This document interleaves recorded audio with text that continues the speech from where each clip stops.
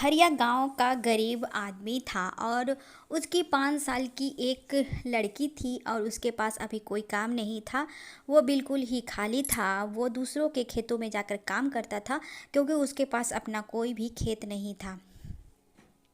सुनिए जी, आप जल्दी से काम ढूंढ लीजिए, नहीं तो हम लोगों के खाने का भी बंदोबस्त नहीं हो पाएगा।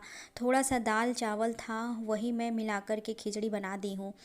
मेरी तो कुछ समझ में नहीं आ रहा कि अगर आप कुछ काम नहीं करेंगे तो फिर हम लोगों का जीवन कैसे चलेगा। बिना खाए तो कोई रह नहीं सकता। तो हरिया बोलता है ठीक है, मैं जा कर के सेठ जी से बात करता हूँ। हरिया सेठ जी के पास जा कर के बोलता है कि सेठ जी मुझे कोई काम दे दीजिए, अपने खेत में मुझे कुछ काम दे दीजिए। तो सेठ जी बोलते हैं हरिया, अभी तो खेत का कोई काम है नहीं, जब कोई काम होगा तब मैं तुम्हें दूंगा, अभी तो फ़िलहाल कोई काम नहीं है। हरिया उदास मन से अपने घर आ जाता है और अपनी पत्नी से बोलता है कि मुझे तो कोई काम भी नहीं मिला इस गांव में। अब मुझे लगता है कि मुझे बगल के दूसरे गांव में जाकर के काम ढूंढना होगा, तभी हम लोगों का जीवन यापन हो पाएगा। तो उसकी पत्नी बोलती है कि देखिए जी, आप चिंता मत करिए, जो होगा अच्छा ही होगा।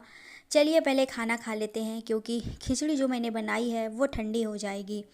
हरिया बोलता है ठीक है, मैं हाथ मुंह धो कर के आता हूँ, तब तक तुम खिचड़ी निकालो, मैं अभी आकर के खाता हूँ। हरिया की लड़की बोलती है नेहा कि पिताजी पिताजी, आप मुझे मेला घुमाने कब ले जाओगे और मुझे मेले में से गुड़िया दिलाना। तो हरिया बोलता है ठीक है बेटा, मैं तुझे मेले में ले जाऊंगा और गुड़िया भी दिलाऊंगा, पहले चलो खाना खा लो। हरिया और नेहा दोनों बैठकर खाना खाने लगते हैं।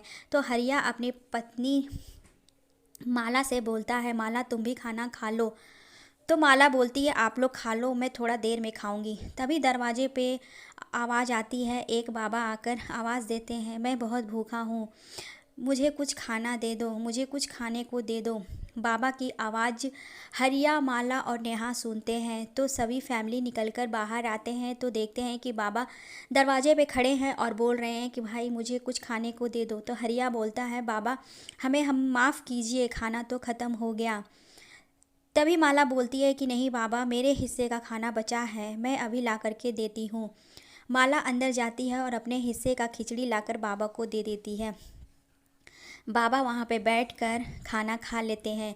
जब बाबा जाने लगते हैं तो एक जादुई अंगूठी निकाल कर हरिया को देते हैं और बोलते हैं कि बच्चा, इस अंगूठी से जो कुछ मांगोगे तुम्हें सब कुछ मिलेगा और तुम्हारी गरीबी भी दूर हो जाएगी, क्योंकि तुमने एक भूखे को खाना खिलाया है और मेरी आत्मा को तृप्त किया है। तो हरिया बोलता है माला से कि माला, बाबा ने मुझे ही क्यों चुना अंगूठी के लिए। तो माला बोलती है कि जो होना होता है वो हो कर ही रहता है, चाहे अच्छा हो या फिर बुरा। सभी लोग घर के अंदर आ जाते हैं। तो हरिया बोलता है कि तुम्हारे हिस्से का तो खिचड़ी बाबा खा लिए, थोड़ा सा और चावल रहता तो तुम खा लेती। तभी अंगूठी में से चमक आता है और फिर चावल आ जाता है। तो माला बोलती है कि अंगूठी तो जादुई लगता है, आप पूरी सब्जी बोलिए। तो पूरी सब्जी भी आ जाता है। अगले दिन सभी लोग नहाकर तैयार हो जाते हैं। तो नेहा बोलती है कि पिताजी पिताजी, जल्दी से मेला में चलिए, बहुत लेट हो रहा है और मुझे गुड़िया दिलाइएगा। हरिया बोलता है ठीक है बेटा, चलो चलते हैं। तो हरिया जादुई अंगूठी से बोलता है जादुई अंगूठी, मुझे कुछ पैसे दे दो, मुझे मेला जाना है। तो जादू अंगूठी हरिया के हाथ में पैसे दे देता है। हरिया अपनी पत्नी माला और नेहा को लेकर मेले में चला जाता है। मेला बहुत ही बड़ा लगा था। गांव में अक्सर मेला लगता था। यहाँ पे कई तरह के दुकान भी थे, खाने पीने का भी सामान था, साड़ी कपड़े का भी दुकान था। सभी लोग मेला में घूमते हैं, तभी उसे खिलौना का दुकान दिख जाता है। नेहा बोलती है पिताजी पिताजी, वहाँ देखिए खिलौने का दुकान, चलिए मुझे गुड़िया दिलाइए। तो हरिया जाता है और बोलता है भैया एक गुड़िया दे दो, कितने की है। तो दुकानदार बोलता है 50 रुपए की। तो हरिया 50 रुपए का एक गुड़िया दिला देता है नेहा को। हरिया बोलता है कि माला, तुम अपने लिए साड़ी भी पसंद कर लो। माला, साड़ी बहुत है, मैं साड़ी नहीं लूँगी। तभी हरिया बोलता है नहीं माला, तुम साड़ी ले लो, तो बार बार हरिया के कहने पर माला साड़ी की दुकान पे जाती है। तो हरिया माला के लिए साड़ी पसंद कर लेता है। तो दुकानदार बोलता है कि ये साड़ी आप मत लो, आप दूसरा साड़ी ले लो। तो हरिया बोलता है कि नहीं, मुझे यही साड़ी पसंद है। तो दुकानदार बोलता है ये साड़ी महंगी है। हरिया बोलता है कितने की ये साड़ी है, मैं पैसे देकर लूँगा। दुकानदार बोलता है 1500 की साड़ी है। तो हरिया 1500 की साड़ी ले लेता है। तभी वहाँ पर सेठ जी का दो नौकर सारी चीज़ें देख रहा था। जब हरिया अपनी पत्नी माला और नेहा के साथ ढेर सारी शॉपिंग करके वापस आने लगा, तभी वहाँ पे सेठ जी के दोनों नौकर वहाँ आ जाते हैं और हरिया से बोलते हैं, हरिया बहुत खरीदारी कर रहे हो मेले में। तो हरिया अंगूठी की बात छुपाते हुए बोलता है कि नहीं नहीं भैया, ज़्यादा कहाँ खरीदा हूँ, थोड़ा बहुत सामान खरीदा हूँ घर के लिए। तो सेठ जी के दोनों नौकर बोलते हैं कि हरिया भैया, अभी तो काम मांगने के लिए तुम आए थे, क्या तुम्हें काम मिल गया? तो हरिया बोलता है हाँ हाँ, मुझे काम मिल गया।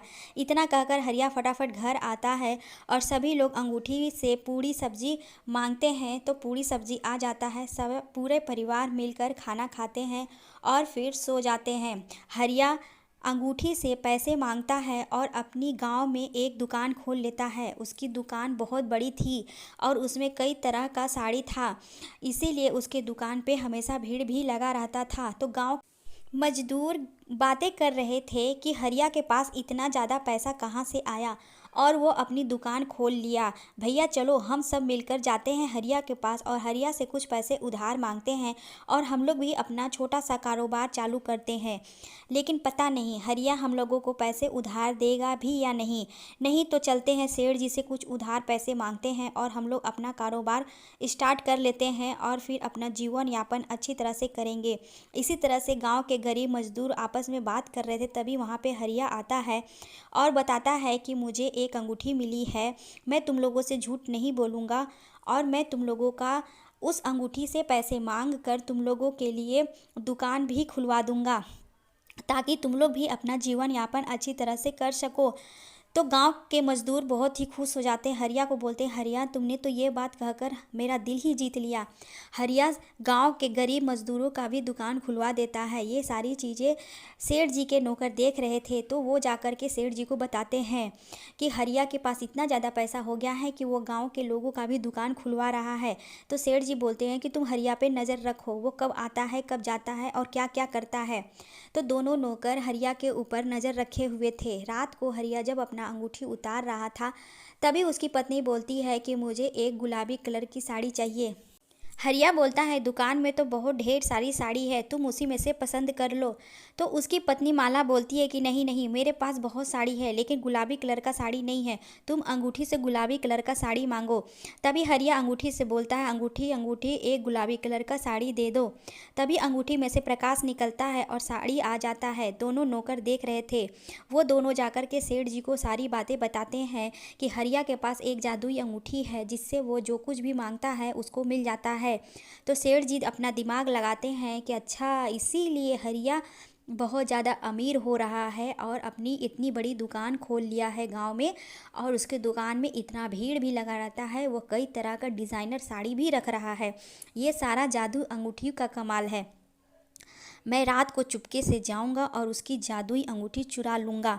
तभी अगले दिन सेठ जी हरिया के घर रात को चले जाते हैं। ओ ये है जादू अंगूठी, वाह अंगूठी तुम तो वाकई में जादुई हो और तुम्हारे में तो चमक भी बहुत ज़्यादा है।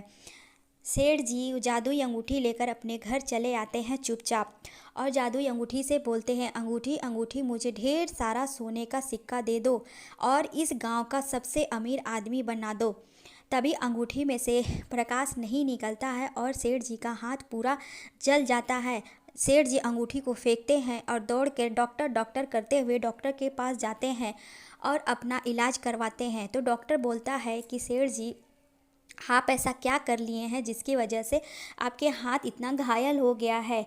डॉक्टर को सेठ जी कुछ भी नहीं बताते हैं और मन ही मन में अंगूठी को बहुत ही ज़्यादा कोसते हैं कि उस अंगूठी की वजह से मेरा हाथ घायल हो गया और वो अपनी गलती का भी पछतावा करते हैं कि मैं चोरी कर कर बहुत गलत काम किया हूँ, इसीलिए मुझे ये सज़ा मिली है। अगले ही दिन सेठ जी हरिया के पास जाते हैं और उसकी अंगूठी वापस कर देते हैं। बोलते हैं, हरिया तुम अपनी अंगूठी ले लो, मैं कल रात को तुम्हारी अंगूठी ले गया था और मुझे अंगूठी ने सज़ा दे दिया है। हरिया सेठ जी से अंगूठी ले लेता है और अपनी पत्नी माला को कहता है कि माला, अब मुझे ये अंगूठी ज़रूरतमंद आदमी को दे देना चाहिए। अब ये अंगूठी